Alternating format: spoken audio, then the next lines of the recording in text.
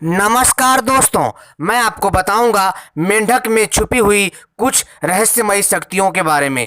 मित्रों, आपको जानकर हैरानी होगी कि मेंढक के पास ऐसी कौन सी चमत्कारी शक्ति है, ऐसी कौन सी अद्भुत कुदरती कला है जिसके बल पर इस मेंढक को सबसे अद्भुत एवं दिव्य माना जाता है। दोस्तों, हमारे पुराणों में मेंढक के बारे में कई कथाएं हैं और कई साधनाएं भी हैं। दोस्तों, एक साधना है मंडकेश्वरी साधना, जिसमें दिव्य साधना की जाती है और धन की प्राप्ति की जाती है। लेकिन दोस्तों, आज मैं आपको कोई साधना नहीं बताऊंगा, बस और बस केवल आपको इस रहस्यमयी मेंढक से जुड़ी कुछ बातें बताऊंगा। मित्रों, आपने इच्छाधारी नाग के बारे में तो जरूर सुना होगा। आपने यह भी सुना होगा कि इच्छाधारी नाग के पास नाग मणि होती है, जिसके दम पर वह आसानी से कोई भी रूप धारण कर लेता है और कहीं पर भी आसानी से आ जा सकता है और किसी का भी रूप आसानी से धारण कर सकता है। लेकिन दोस्तों, आप लोगों में से बहुत कम लोगों ने मेंढक मणि के बारे में सुना होगा। जी हाँ दोस्तों, आपको सुनकर हैरानी हो रही होगी और आप इस बात को लेकर के भरोसा नहीं कर पाएंगे। लेकिन दोस्तों, ये सत्य है, क्योंकि दोस्तों ऐसे कई जीव हैं जिनके पास उनको मणि दी जाती है और यह मणि कुदरती तौर पर उनको मिलती है।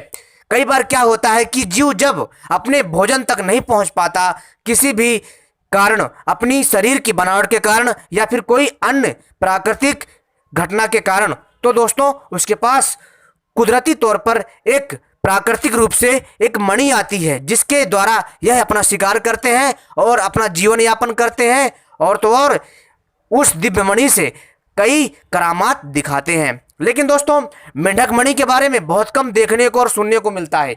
मेंढक मणि अपने आप में बहुत अद्भुत होती है। दोस्तों, कहा जाता है कि अगर किसी को मेंढक की मणि प्राप्त हो जाए, दोस्तों वह व्यक्ति आसानी से खजाना पता लगा सकता है। जी हाँ दोस्तों, मेंढक की मणि जो होती है बहुत ही ज़्यादा चमकीली होती है और इतनी अद्भुत होती है कि मैं आपसे क्या बताऊं। लेकिन यह मणि आपको उन मेंढकों में मिलेगी जो गांव में पाए जाते हैं, खास करके जो तालाब के किनारे होते हैं, नदियों के किनारे होते हैं, यानी कि जो बड़े मेंढक होते हैं जिनका वजन आधा किलो से लेकर के 1 किलो और 3 किलो तक हो सकता है।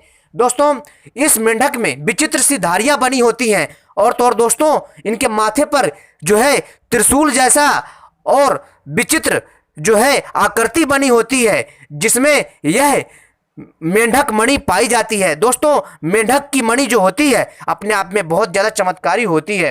यदि किसी को प्राप्त हो जाए, गंभीर से गंभीर रोगों को ठीक कर सकते हैं, गंभीर से गंभीर मुसीबतों को दूर किया जा सकता है और तो और दोस्तों इस मणि के द्वारा आसानी से इंसान अदृश्य भी हो सकता है। जी हाँ दोस्तों, और तो और दोस्तों इस दिव्य मेंढक मणि के कारण कई तरह की खोजें भी की जा सकती हैं। लेकिन दोस्तों, यहाँ पर बहुत सारे लोग प्रश्न चिन्ह लगाएंगे कि यह तो हो ही नहीं सकता। लेकिन दोस्तों, मैं आपको बता दूं कि आज भी प्रकृति में ऐसे ऐसे जीव हैं जिनके ऊपर से पर्दा नहीं उठा है। केवल और केवल जो नहीं जानते हैं उनके लिए वह केवल एक साधारण सा जीव है। लेकिन दोस्तों, जो मेंढक की मणि है अपने आप में बहुत अद्भुत है। इसके द्वारा जो पुराने समय में जो ओझा होते थे, जो तांत्रिक लोग होते थे, वो लोग पुराने मेंढक को खोज करके उसकी मणि प्राप्त करते थे। दोस्तों, कई बार क्या होता है कि मेंढक मणि कब निकालता है और इसका समय क्या होता है। तो दोस्तों, सबसे पहले हम जानते हैं कि मेंढक कौन से मौसम में ज़्यादा पाया जाता है। मित्रों, जैसा कि आपको मालूम है कि जो मेंढक होता है वो गर्मियों में जो है ऊपर आता है और सर्दियों में नीचे वो जमीन के अंदर चला जाता है, ठीक है। और साथ ही साथ दोस्तों, जब बरसात होता है ना दोस्तों, बरसात के टाइम पर सबसे ज्यादा मेंढक देखा जाता है। जी हाँ दोस्तों, बरसात के टाइम पर आपको छोटे से लेकर के बड़े बड़े प्रजाति के मेंढक आपको दिख जाएंगे। मित्रों, हमारे भारतवर्ष में छोटे से लेकर के बड़े मेंढक तक पाए जाते हैं और हर एक रंग के। लेकिन मुझे समझ में नहीं आता किस मूर्ख ने गलत इतिहास लिखा है, किस मूर्ख ने जो है मेंढकों के बारे में जानकारी दी है कि इंडिया में यानी भारत में केवल और केवल छोटा मेंढक पाया जाता है। ऐसा कहीं कुछ नहीं है दोस्तों। हम बचपन से छोटे से लेकर के बड़े बड़े मेंढक देखते आ रहे हैं और ये बात सत्य भी है, क्योंकि हमने अपनी आंखों से देखा है मेंढक। लेकिन दोस्तों, जो मेंढक मणि है, इसको दोस्तों गांव में कई लोगों ने देखा है, लेकिन दोस्तों अब तक मैं सही बात बताऊं, मैंने भी अभी तक मेंढक मणि नहीं देखी है। लेकिन दोस्तों मैं भी बहुत जल्द मेंढक मणि की खोज में निकलूंगा, लेकिन इसके लिए मुझे जो है अगली बरसात का समय जो है निर्धारित करना पड़ेगा। क्योंकि दोस्तों जो अभी जो समय चल रहा था, आपको तो पता ही है कि जो इस समय का जो दौर है, खतरनाक बीमारियों का बहुत ज़्यादा कहर चल रहा है। इस कारण दोस्तों मैं भी इस खोज में सही से लिप्त नहीं हो पाया। लेकिन दोस्तों जो मेंढक मणि है अपने आप में बहुत अद्भुत है दोस्तों। इसके जो अद्भुत फायदे हैं, जो इसके चमत्कारी फायदे हैं, बहुत ही अद्भुत हैं, जो कि हमें कई ओझा और तांत्रिकों एवं जो गांव में जो ग्रामीण लोग होते हैं उनसे सुनने को मिलता है। दोस्तों क्या होता है कि आपने देखा होगा, जब कई बार किसी का तालाब के किनारे घर होता है, नदियों के पास घर होता है, और कई बार खेतों के आसपास जो पोखर होते हैं, नहर होते हैं दोस्तों, खास करके जहाँ पर झाड़ियाँ बहुत ज़्यादा होती हैं, मतलब जहाँ पर एकदम सुनसान सा जगह होता है, वहाँ पर यह आपको बहुत ही ज़्यादा मिल जाते हैं। दोस्तों ऐसा बताया जाता है कि शाम के टाइम जो है, जो वो होते हैं ना, उसको क्या बोलते हैं, जो बैल चराते हैं, जो बकरियों को चराते हैं, उनको बोलते हैं गड़रिया। आप लोग भी जानते होंगे, जो लोग जानवरों को चराने का काम करते हैं। तो दोस्तों क्या होता है कि वो लोग शाम के समय अपने जानवरों को पानी पिलाने जा रहे होते हैं, तो दोस्तों उनको जो है ना एक मेंढक दिखता है। एक बांध होता है, मतलब पोखरों के किनारे, तालाब के किनारे एक बांध टाइप होता है, मतलब यानी कि मिट्टी का एक ऊंचा टीला होता है, तो उसके ऊपर मेंढक बैठा हुआ, मतलब उसके ऊपर मेंढक बैठा हुआ होता है।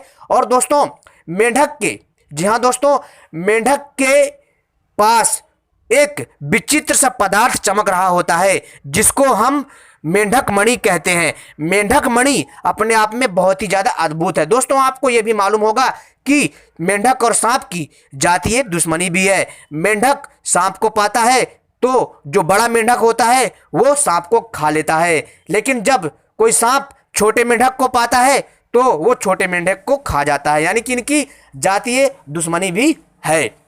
दोस्तों ये तो खैर प्रकृति की घटना है, ये तो चलती रहती है। लेकिन जो गांव वाले थे, जो अब शाम के समय जब अपने जानवरों को चारा खिलाने के बाद पानी पिलाने के लिए जाते हैं, तब वो पोखर के पास एक बांध के ऊपर, मिट्टी के टीले के ऊपर एक मेंढक देखते हैं, जिसके सर के ऊपर एक विचित्र प्रकार का पदार्थ चमक रहा होता है, जिसको बोलते हैं मेंढक मणि। तो दोस्तों क्या हुआ कि गांव वालों ने सोचा कि क्यों ना जाकर के देखा जाए कि यह मतलब जो है इसके ऊपर क्या है, इस मेंढक के ऊपर। तो दोस्तों जैसे ही वो लोग मेंढक के पास गए, तो दोस्तों वह जो मेंढक मणि थी पता नहीं कहां गायब हो गई, और वो आराम से पानी के अंदर जाकर के कूद गया, झट से कूद गया मेंढक। और गांव वालों, जो मतलब जो वहां के गांव वाले थे, जो गड़रिया गांव वाले थे, उन्होंने वहां पर काफी देर तक उसको खोजा, लेकिन नहीं मिला, क्योंकि दोस्तों वो पानी में कूद चुका था। लेकिन फिर भी उन्होंने अगले शाम वहां जाकर के तलाशने की कोशिश की, बट उनको कुछ हाथ नहीं लगा। दोस्तों अगर मेंढक मणि किसी को मिल जाती है तो दोस्तों इस मणि को बोल करके हम अपना आसानी से काम ले सकते हैं। जी हाँ दोस्तों, उसमें ऐसा बताया गया है कि जब किसी को मेंढक मणि प्राप्त हो जाए तो दोस्तों क्या करना चाहिए कि मेंढक मणि को अपने समक्ष ला करके उससे बोलना चाहिए कि हे मेंढक मणि, मुझे बताओ कि धरती का गढ़ा हुआ खजाना कहाँ है। तो दोस्तों वह मणि अपने आप उड़ करके उस खजाने के पास जाएगी जहां पर खजाना होता है ना आश्चर्य वाली बात। लेकिन कई लोग यकीन नहीं करेंगे, क्योंकि दोस्तों यह कुछ ऐसी रहस्यमयी बातें हैं जो हर किसी को नहीं पता होती हैं। साथ ही साथ दोस्तों यह खास करके जो यह मेंढक होता है, जो ये विशेष प्रकार का मेंढक होता है, ये बरसात के टाइम में ही पाया जाता है, जहां पर एकदम सुनसान सा क्षेत्र होता है, और जहां पर पुराना तालाब, पुरानी नदियां, पुराना पोखर, पुराना तालाब होता है, वहीं पर ही होते हैं। और खासकर यह बरगद के पेड़ के नीचे भी पाए जाते हैं, नमी वाले क्षेत्रों में। दोस्तों जब यह मिल जाता है ना, साथ ही साथ इसकी मणि के द्वारा इंसान आसानी से अदृश्य भी हो सकता है। मात्र इसको अपने पास रखने से कई प्रकार की समस्याओं का नाश होता है। साथ ही साथ दोस्तों मेंढक मणि इतनी चमत्कारी होती है कि बहुत ही ज्यादा मेंढक मणि के द्वारा, लेकिन ध्यान रहे दोस्तों, जब किसी को मेंढक मणि अगर प्राप्त हो जाती है, उसको सदैव जो है हमेशा जो है आम के पात्र में ही रखना चाहिए। आम के लकड़ी का एक पात्र होता है, उसको एक बर्तन के रूप में बनवा लें, यानी कि आम की जो लकड़ी होती है उसको एक बर्तन के रूप में बनवा लें। और अगर किसी को प्राप्त हो जाती है मेंढक मणि तो उसको उसी में ही रखना चाहिए और ऐसी जगह पे रखना चाहिए जहां पर किसी का हाथ ना लगे। और दोस्तों इसके द्वारा, इस नागमणि के द्वारा बहुत सारी दिव्य साधनाएं भी की जाती हैं, जो कि हम आगे आपको बताते रहेंगे। बस इतनी ही जानकारी मैं देना चाहूंगा और पार्ट 2 दोस्तों जरूर देखिएगा। इस मणिधारी मेंढक के बारे में मैं पार्ट 2 लेकर के आऊंगा, देखना जरूर। और जो भी आपके सवाल हो वो मुझे जरूर कमेंट में लिखिए और मैं उनके उत्तर दूंगा। ठीक है दोस्तों, आपने मेरी वीडियो देखी, आपका बहुत बहुत धन्यवाद। दोस्तों ऐसी वीडियो पाने के लिए मेरी वीडियो को लाइक कर लें, चैनल को सब्सक्राइब कर लें और घंटी जरूर दबा लें ऐसी वीडियो पाने के लिए। और वीडियो को शेयर कर दें दूसरों के साथ भी दोस्तों।